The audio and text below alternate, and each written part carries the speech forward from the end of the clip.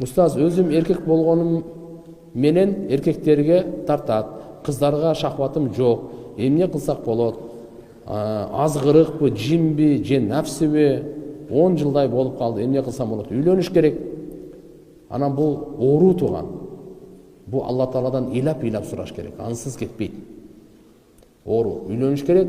Алла Тааладан ыйлап сураш керек. Көбүрөөк өлүмдү эстеш керек. Анан дагы эле эстей албай атса, мортко барып келиш керек. Міне морг деген бар ма? Я морг бар ма биздегі?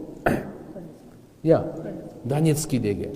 Анан инвалидтер үйлеріне барыш керек. Көр казыш керек. Кимдин жүрөгү катып көзүнөн жаш чыкпай калсачы, ушундай иштерди кылыш керек туган. Барыбыз эле. 35 жашымды сүннөт кылсам болобу? Мен буну түшүнбөдүм. Сүннөткө отургузуу мисалыбы же 35 жашымды сүннөт кылсам болобу дегени сүннөткө отургузуу маселесинде.